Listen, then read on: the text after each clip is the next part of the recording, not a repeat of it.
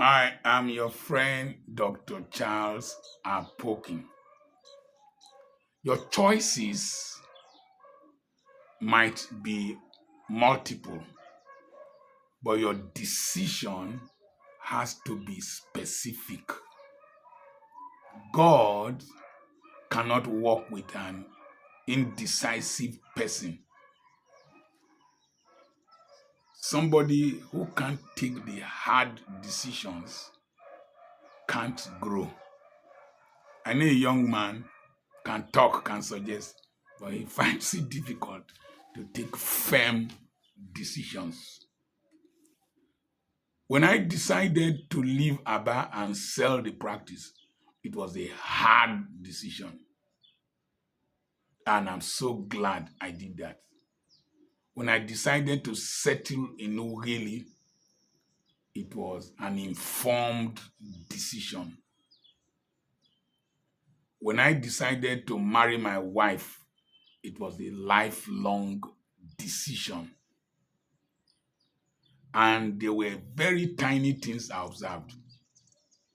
I first teased her that I was a northerner from northern Nigeria. I told her my name is Aboki instead of Apoki. And she believed. And she was still willing to marry me, even if I was a northerner. There was a time I think I needed money to do one thing. She had, I think, 40 naira. She gave me the 40 naira. And I saw it as somebody who was not relating with me because of my finances, but was willing to sacrifice for me. She knew I was squatting. She knew I was squatting with people. She knew my parents were living in a mud house at Okere. I took her there, and she was still willing to follow me, to marry me.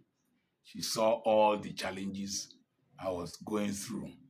So I knew I had somebody that I could pass through thick and thin with.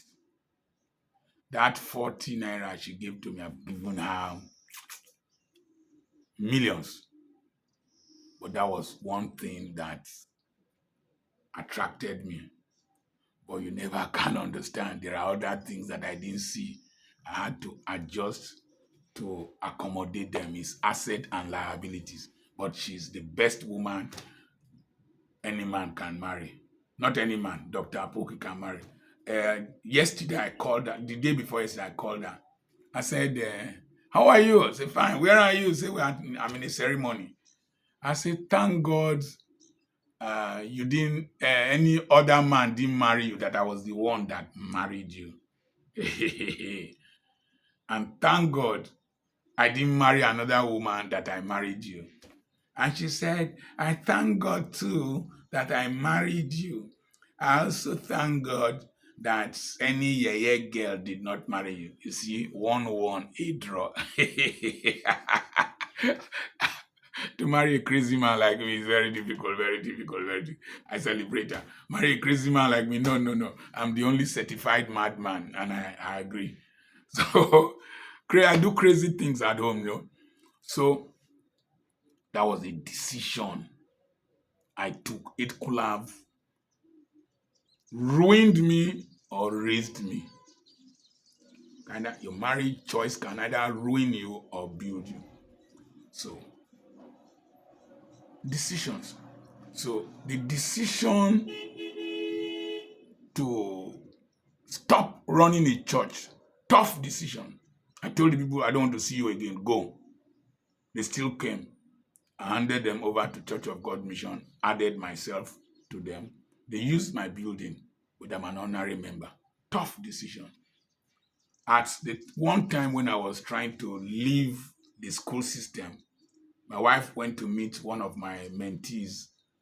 That is like my eldest son, Reverend Samson Bojo. Your daddy does not They said maybe they should do an office for me. So they furnished an office for me. I stayed there, did all I could do, got to a point I needed to move. And I moved. Tough decision. My young friends were wondering how I would survive financially. I have not only survived financially, I have thrived.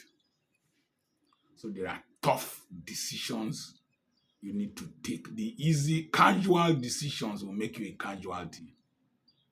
Tough decisions will require tough actions, will require putting in the extra effort. They will challenge you, but wait, hear from God,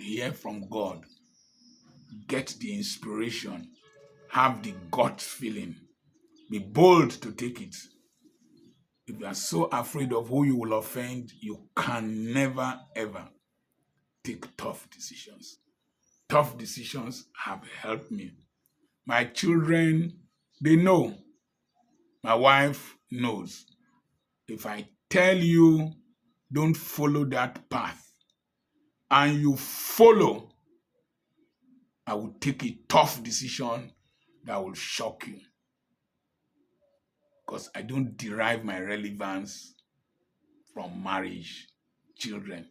I derive my relevance from how much I am maximizing my life. You can go with your CC mind, and I derive my relevance from what God has told me to do. My children know it. One of my sons was trying to be over smart. I blocked him. He can't communicate with me because I cannot reward what I don't chew. When he learns his lessons, he will find a way to reach me. That's the way it is. Tough decisions. If I want to sack you, I sack you. If I don't want to do a thing, I don't want to do that thing. That's helped me. That's helped me. That's kept me. That's promoted me. People say, how do you work with Dr. Apoki? Go and ask Pastor Abraham how he's managing to work with Dr. Apoki. Ask Reverend Samson Bojo, who has been with me for up to 24 years. Ask Raymond Orogun Ugbe. They will tell you that know what is right, what is appropriate, do it, and you will work harmoniously with Dr. Apoki. In the WhatsApp mentorship group, we were discussing, and a young man was trying to promote adultery. He just bought property from me. I cautioned him, he did not hear. I removed him from the group. I told him I was returning his money to him. I told him to send me his account details. He sent it, and I refunded his money to him. I always have extra land and extra money. If you want to misbehave around me, I will take a tough decision. I either refund your money to you or give you another land. African leaders only take tough decisions to assassinate their opponents. Always take tough decisions to imprison their opponents. They never take tough decisions against their former colonial masters and their new colonial masters. The French-speaking young men from Mali, Mali, Burkina Faso, and now Senegal, I can't remember the other two countries, are taking tough decisions that France is now quaking. African youths, take tough decisions if your countries are to change. Remain your friend, Dr. Charles Apoki.